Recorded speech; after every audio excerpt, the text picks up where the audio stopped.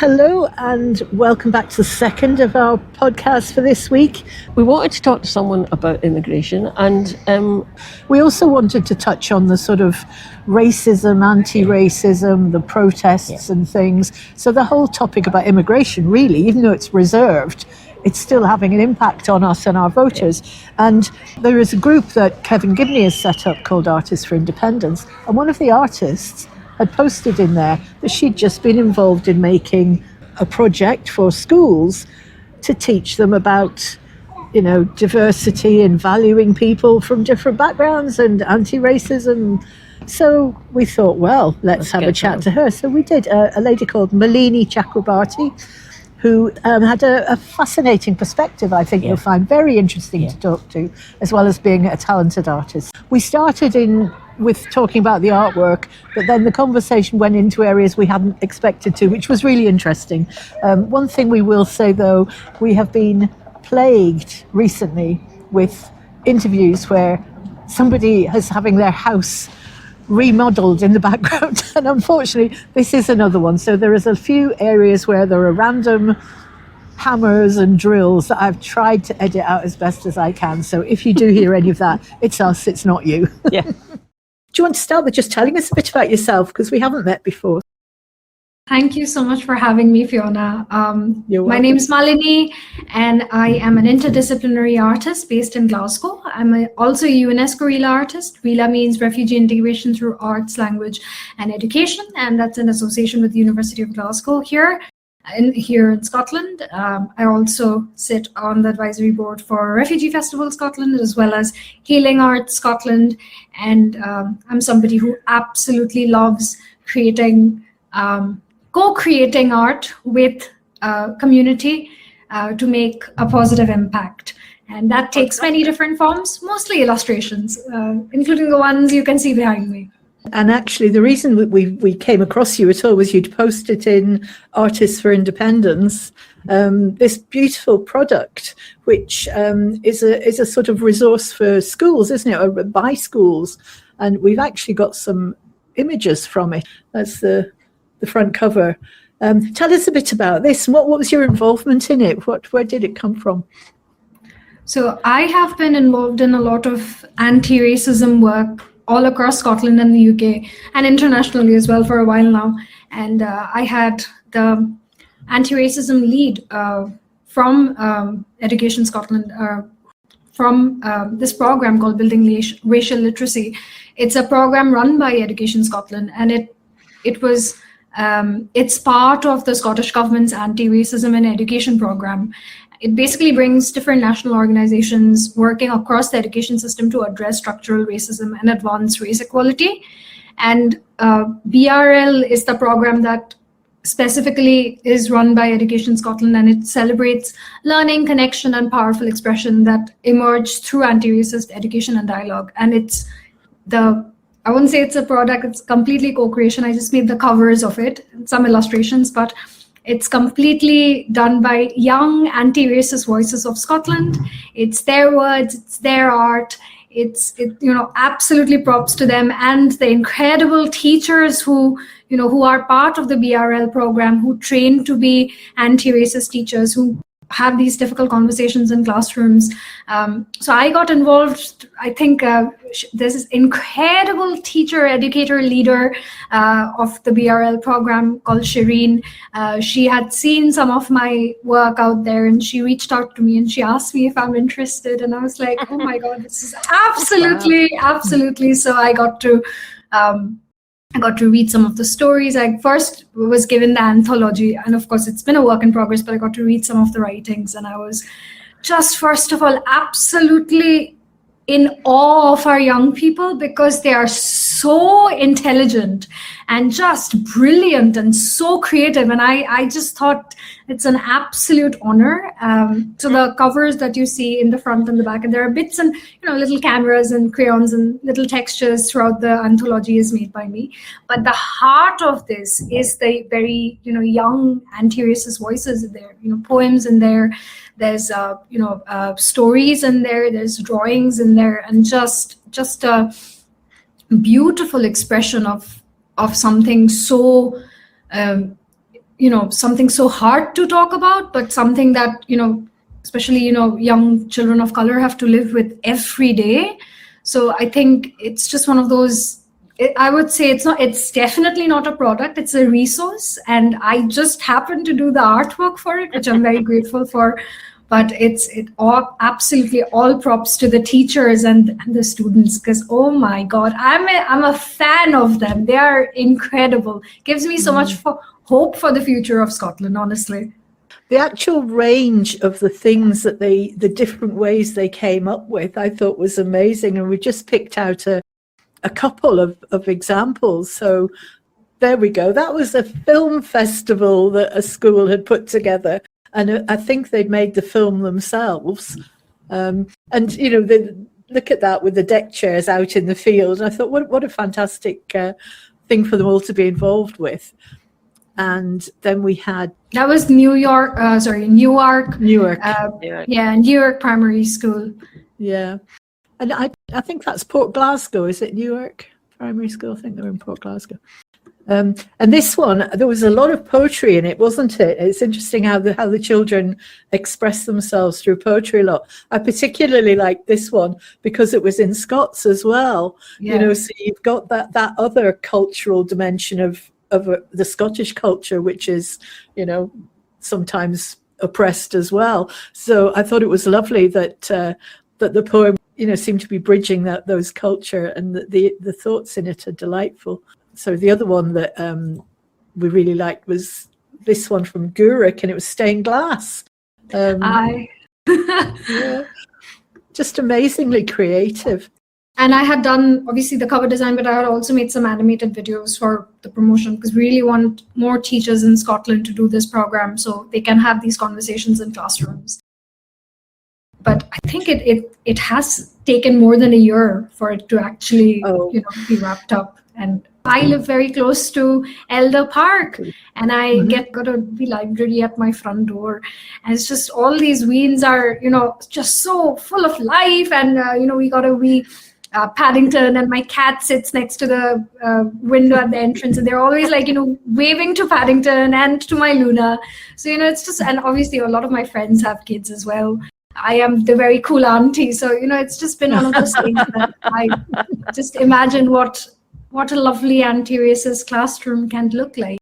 And then I read the stories by the kids, and I was like, this is incredible. I'm in absolute awe of them, just incredible. And the teachers, of course, the ones who did the program, they are the ones who led these workshops with kids in classrooms.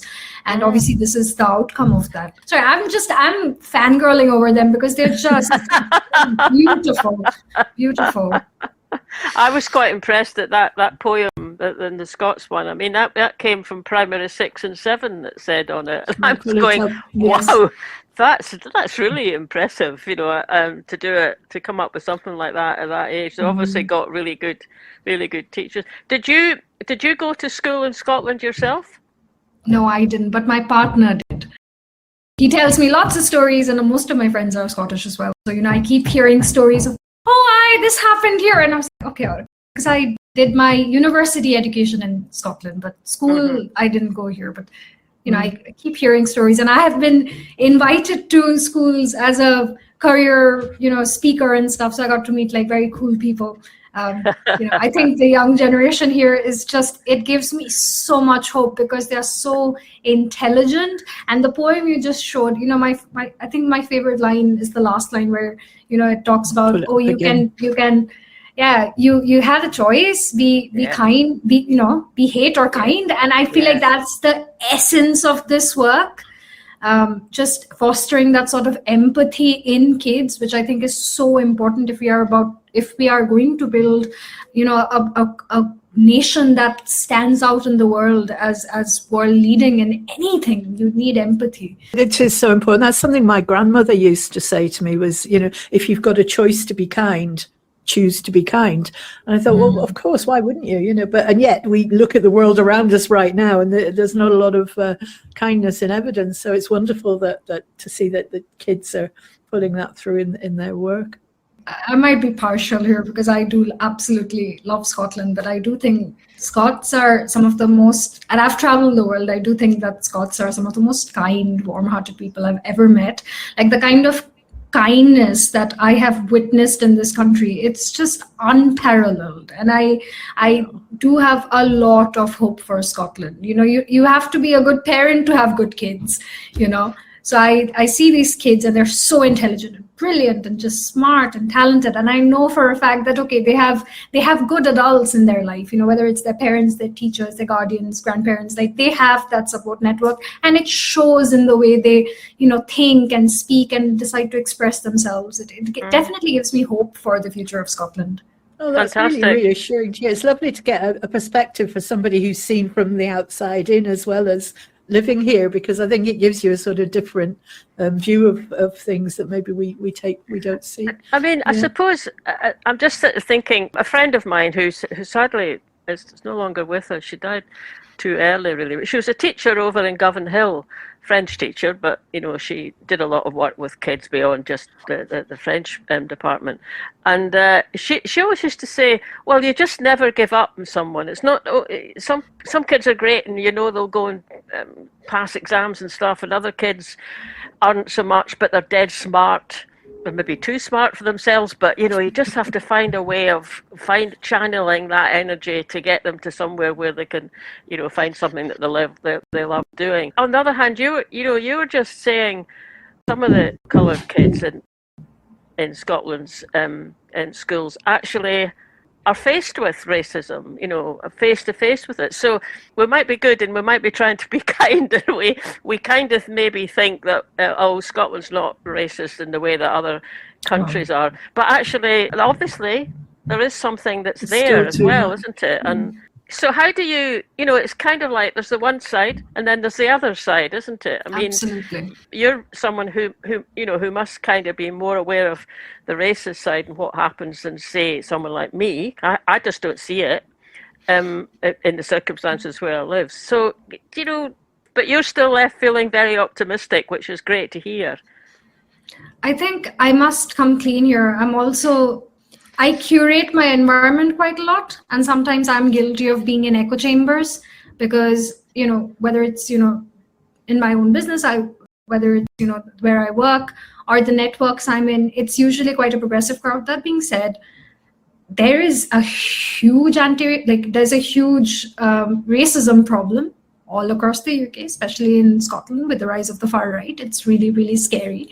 And I don't want to say that, all of Scotland is, you know, kind, because again, clearly we have a problem. And I feel like that's why conversations like this is very, very important. It's important to, you see, anti-racism is a societal problem. It's not just something, the people who experience it the most are people like me, people of color, but it's also an empathy problem, because you know, you have to dehumanize a person to a point to treat them badly. And that applies whether it's the color of your skin, whether you're, you know, whether you're a woman, you're trans, it doesn't matter. Same sort of ideology. That's why you'll see a lot of these, you know, far right people. They're the same people who abuse women and girls. Same thing. You need that sort of dehumanization to do that. So I think this is where education plays a huge role, because you can't fight systemic racism through one channel. It needs to be like, obviously, a policy level, grassroots level conversation, education.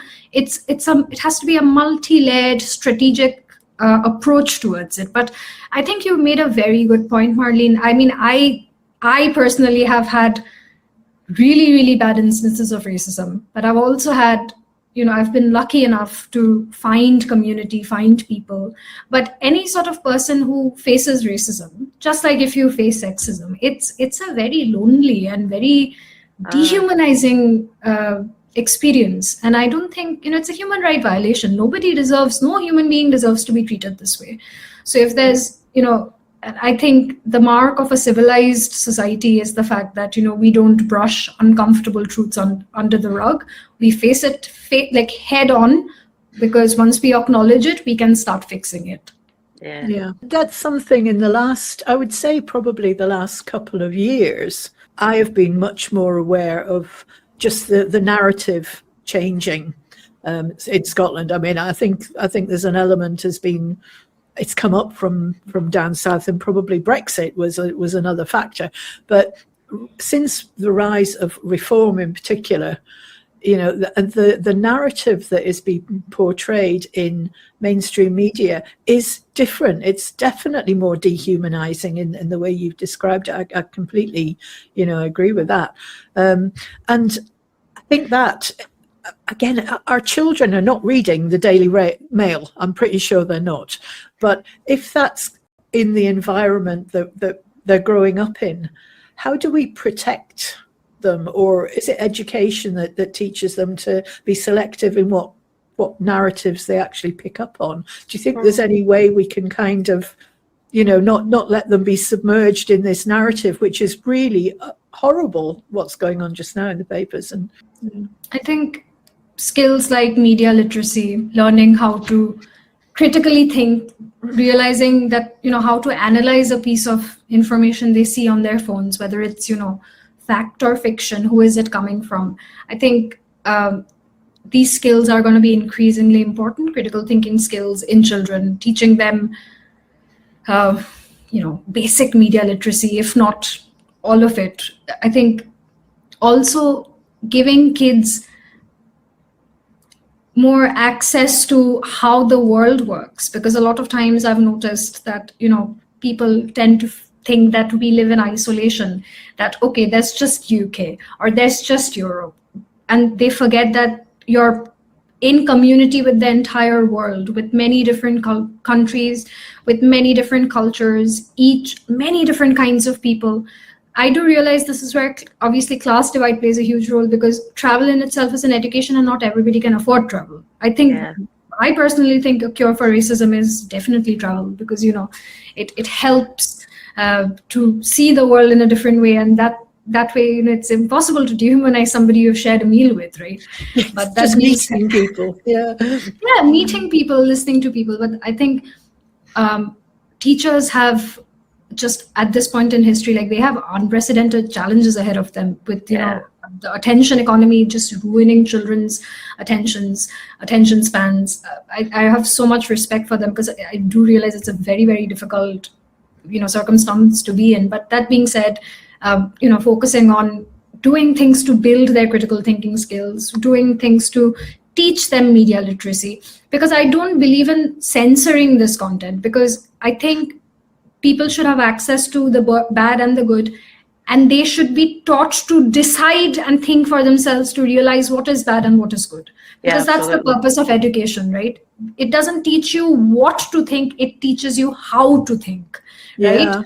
So I think the teachers are already doing an incredible job. Universities, I know, they're just doing incredible work, but on a policy level as well, and obviously on a media level, media regulations need to be up to world press standards, because absolutely, it's really bad.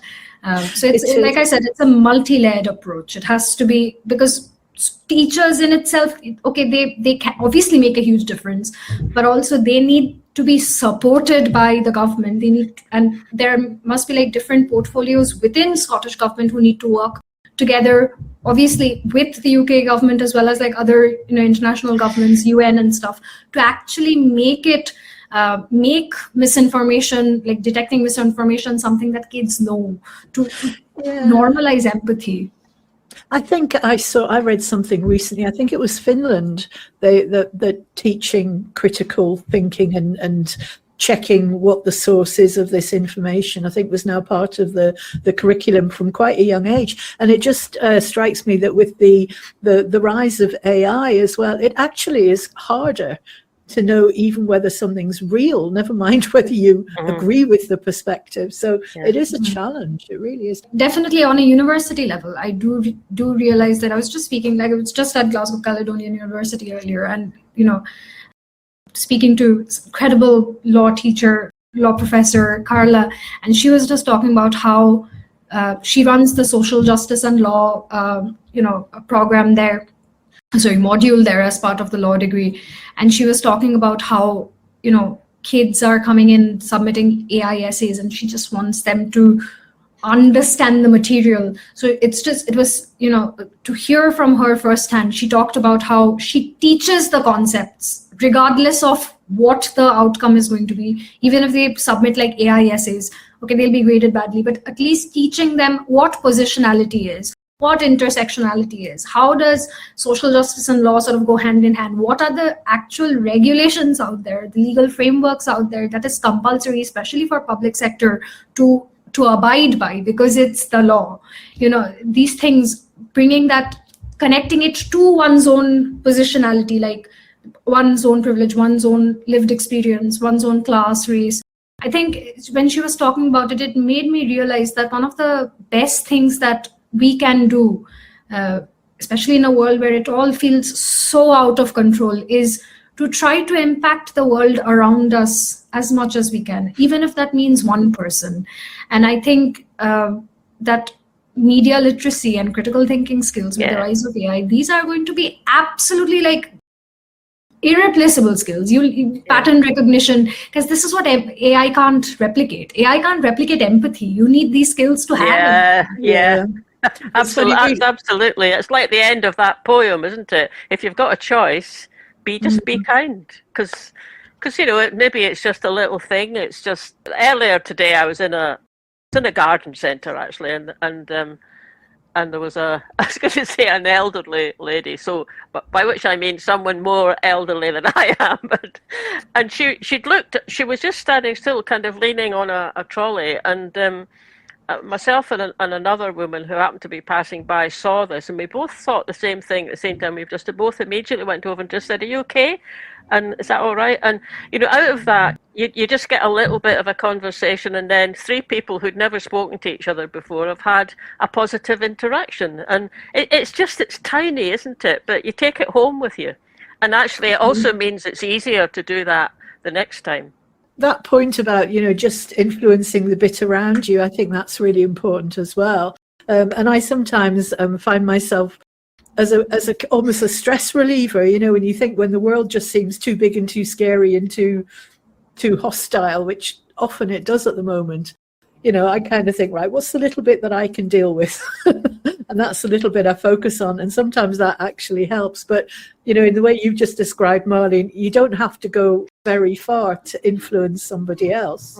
I do think that each of us have the power to change ourselves as well as the world around us. And I do believe, call me an optimist, but I do think that can create a ripple effect of kindness that ends up changing the world. It's a kind of mindfulness, isn't it? And it is probably what you think, but it's also kind of just being aware and mindful of what's actually you're feeling in a moment, and are you going to act on it or not? Like, you might be feeling a bit anxious. If you pull away from someone out of anxiety, that can just be a bit of a missed opportunity sometimes. I think there's one more skill that's going to be very, very important that is lacking a lot in the world as we speak, and that is emotional regulation.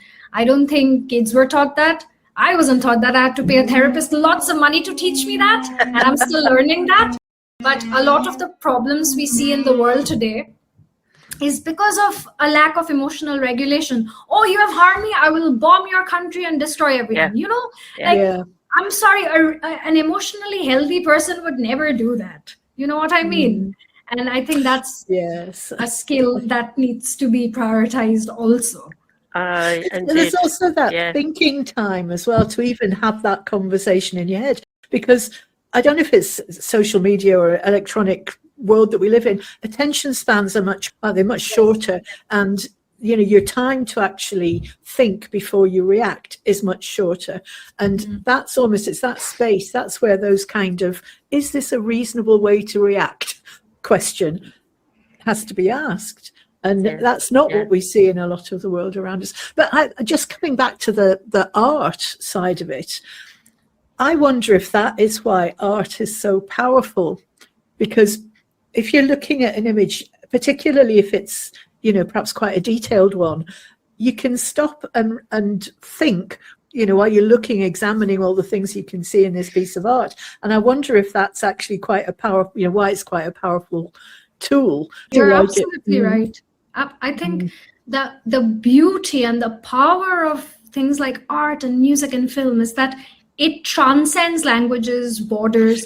It speaks directly to the human condition, right? We don't need to speak the same mother tongue or, come from the same country to understand that, oh, this song feels like medicine, or like this artwork really makes me want to be more authentic, and that's the power of art. That's why any sort of, in history, any sort of rise of fascism they always first target the artists, because artists hold the power to, unite people. Yes, and actually that's why in the independence referendum in 2014, the artists was such an important part of that campaign. And that was where a lot of the joy came from, wasn't it, Marlene? The kind of creativity that came out, and the almost like exploring the potential of a society that we could create.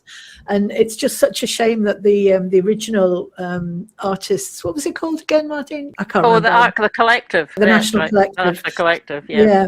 And when they sort of stopped working together when the vote was lost, which is such a shame. And it's only now through, for example, the Artists for Indie community that Kevin Gibney's trying to support to get going. It's trying to move back into that space, I think. We just had a podcast with a lady called Kira McLean, who's a stained glass artist, but she works with communities, and the whole communities come together to tell their stories, and then gets translated into art, which she then donates to their local library, which is just a fabulous thing to be doing. And I thought it was lovely, the Guruk stained glass picture that was in that resource. She knows the artist who's done that, of course. How do you feel about Scotland going forward? Do you want us to be independent, or are you not made your mind up? Obviously, I'm here. Have to be careful about who you ask, but yeah. Oh, sorry, this is my cat Luna also. We both support independence. No, I do think that the people of Scotland have the right to. The referendum happened before Brexit, so obviously the conditions have changed, and I think the people of Scotland we deserve to have our voices heard. We deserve to have a choice. Given how things are going at the minute, I don't think that I or any of my loved ones in Scotland, and we don't want to be UK's nuclear dumping ground. No, exactly. No. So I personally support Scottish independence, and I think we should have our vote. Yeah, Brilliant. Yeah, absolutely. When you were talking about the kids that been involved in that project, and you're referring to them as the younger generation, and I'm sitting thinking, well, that's the very young generation.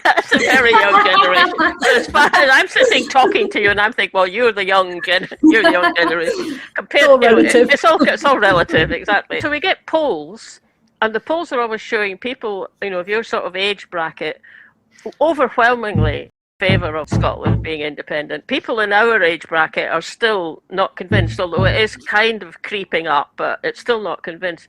On the other hand, our generation, we always go and vote. I mean, it never occurred to me not to vote, but it doesn't seem to be the same with folk more in your kind of age bracket. I don't know whether you go and vote or not. I hope you do. No. But generally, it does seem to be there's a bit kind of, it's not such a thing that you would automatically go and do. I mean, have you got any sense of that and why that might be? Or actually, this was what my second master's thesis was on. I did an MRes in media research from the University of Stirling. It studied the political behaviour of young people aged 18 to 25 in the context of Scottish independence. And fascinating. Tell us all. Voting behaviours. But I think there is currently a general sort of hopelessness among young people, because we see the state of the world. We don't see any young people in Parliament as MPs and MSPs, and it just feels like, right, our voices don't matter. We are sort of tokenized for consultations. We are sort of used to get funding. Look at this is youth led, blah blah blah. But when it comes to actually making a difference, a lot of young people I've spoken to feel quite hopeless about the future. They feel they have no power. But that being said, I think that tide is shifting, especially with how with the rise of reform and the way I think Palestine was a huge eye-opener for especially my generation in this country, because we realized that we had no other option. We had never seen, I and my friends, we had never seen violence like this ever again, ever in our lives, in our short lives, but we have never seen something like this. And when we were taught, about World War II and Anne Frank, we all questioned, like, how could this happen? How could have people allowed this? And now we see this happening in front of us, and it just makes us just realize that, okay, things can't continue the way it is. So I think with the next election, definitely more young people are going to come and vote. That being said, I'm very interested in young women especially coming out to vote, and it's just tied, and I swear this is not a promotion, it just came to my mind. I've just collaborated with the Young Women's Movement, and they are launching a campaign called Young Women Demand.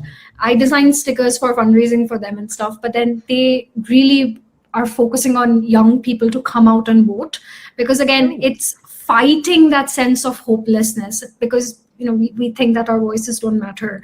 But I think when we come out in protests, when we see so many women, different generations, especially other fellow young women coming together and protesting against violence, protesting against racism, I think it does evoke a sense of communal solidarity, which has definitely increased in the past few years. So we would see more young people come out and vote. I can see that happening. That's really good to hear, because I mean there are similarities. I mean, when you were saying, well, you don't see young people in MSPs or MPs, and I was thinking, well, but no one, when you're young, you never see anyone your age doing that job, because you don't tend to do that job unless you're Mary Black. Or Ross Greer. Or Ross. I mean, there are examples, but on the whole, I mean, it's always like the next generation it's in power. But it's like, there is overlap, because, I mean, I look at my sort of, nieces and nephews, and my daughter as well, and I think this planet is going to be a really difficult place to live in. I'll be dead by the time it really kicks in, but climate change is going to be horrific. We're making no real kind of we know exactly what to do to stop it, but we're not doing it because of who's in power, and where that power lies in behind there, whether it's oligarchs, billionaires, or big corporations. And I sort of think, God, it must be really difficult to not get depressed about that if you're 17, 18, mid-20s. But if I look back to when I was that age, the equivalent was, it was a Cold War. It was Russia about to, apparently, or whether it was Russia or America, but, two big countries arming themselves, one getting, in an arms race that just seemed to go on and on, that you couldn't do anything about. And it's interesting, isn't it? Because it's a different source of where that sense of powerlessness lay, and now you were saying, younger people feeling powerless, and maybe it's something that's different. Maybe it is about climate change more than anything else. Where I'm going with this, I think, is there's maybe more in common transgenerationally than we tend to think. Just in terms of the emotions that people feel, maybe there's quite a lot in common. Just what you were saying there about almost young women discovering the sort of power of voting and being out there. There is something very, very empowering about just hitting the streets and being out there with, whoever's out there. I mean, we regularly go on demos and marches. Marlene and I have got it on our bucket list to get arrested at least once. Be careful. See, this is where I would bring my intersectional lens. It's one of those things. One of the reasons I do what I do with my art is because I think protest can take many lanes, and I do try to take the streets as much as I can, but I'm also an immigrant on a visa. So I really worry about, I don't have the privilege of being arrested. If I do, I have many lawyers, and hopefully I would not be arrested, because I just don't want to. But we could be arrested and it's not going to affect our careers. But when I think of protest, I do think that, programs like building racial literacy is a protest.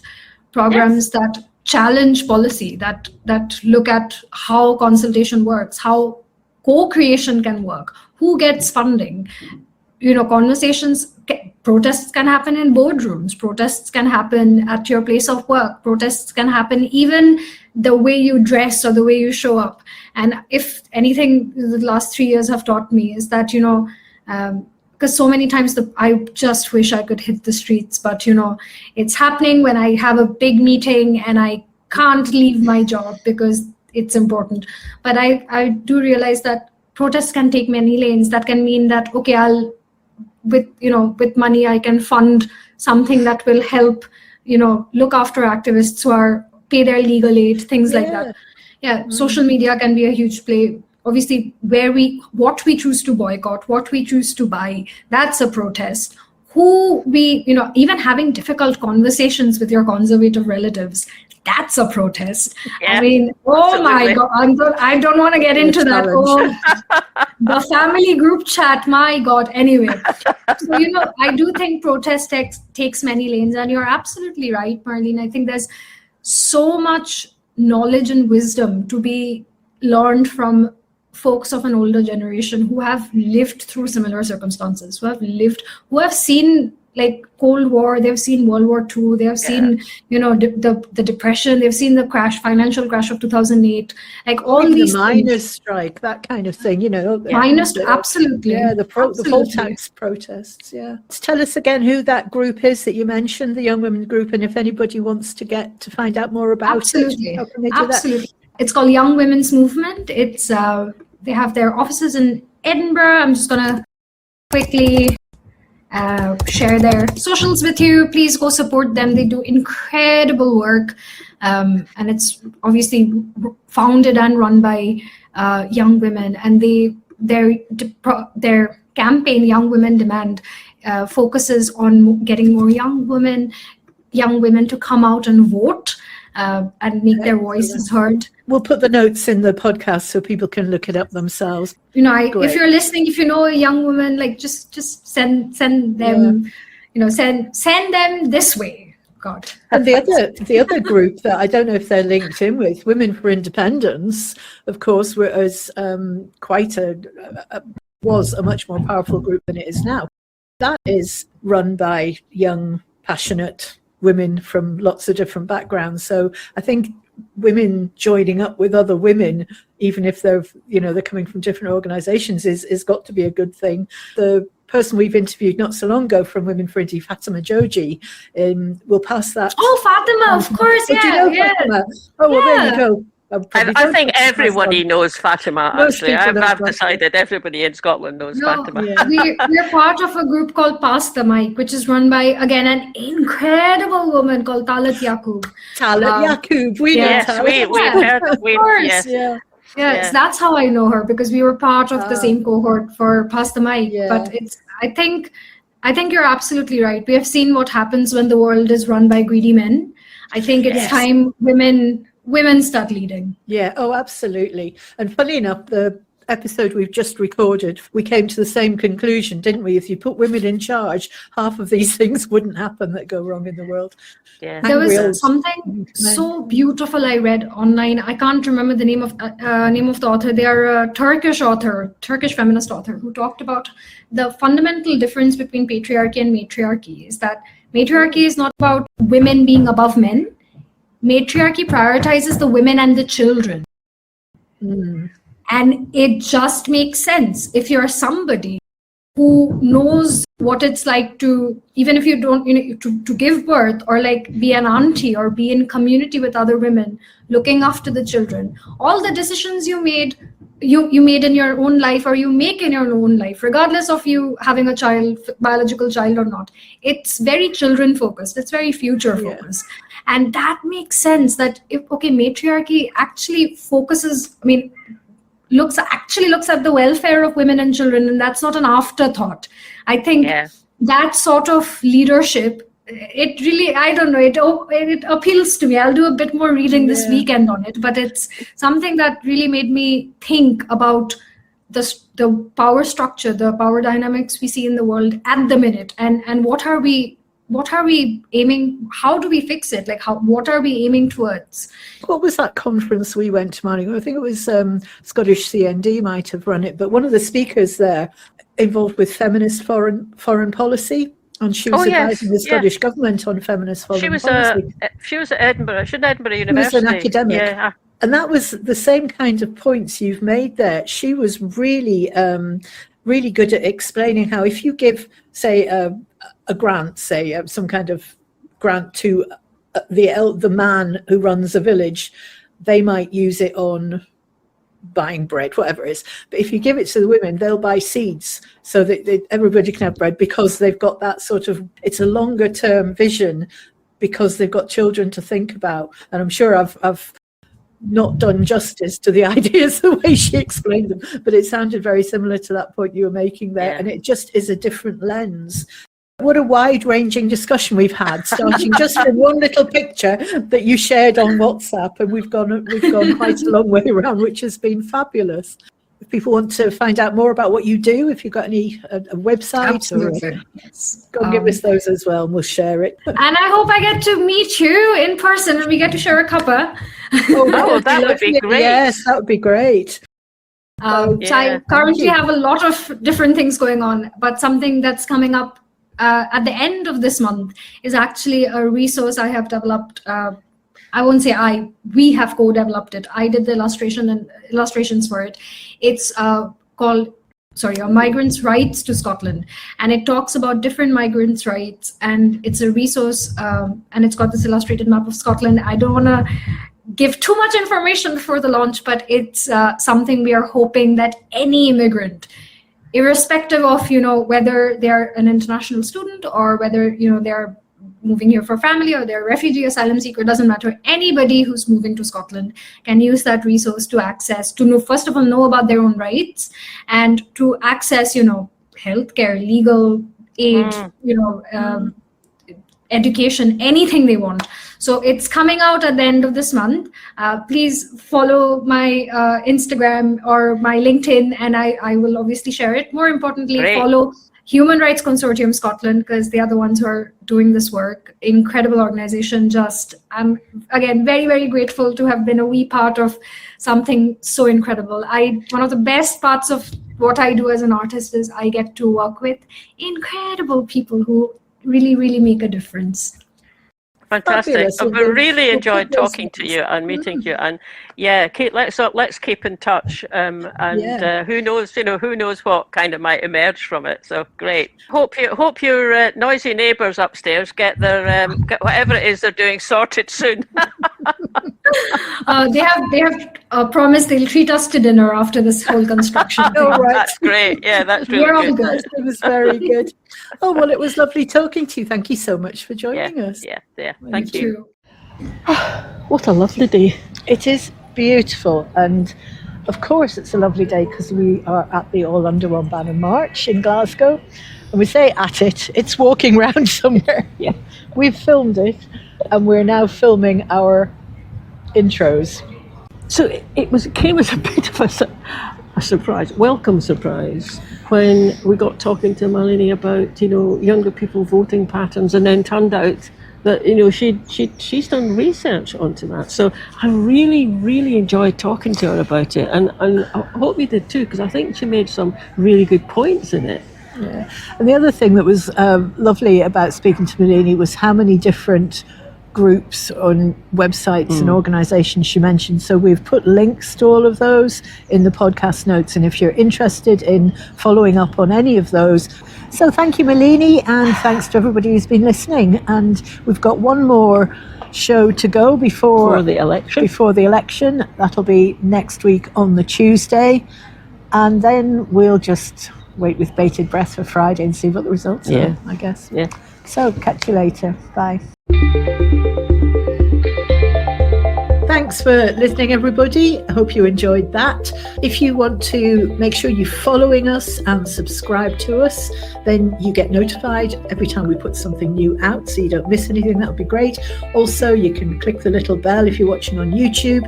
And sign up for our mailing list. You can do that from the website, and we always send one out at the beginning of each month to tell you what's happening. Last but not least, you can buy us a coffee on coffee.com.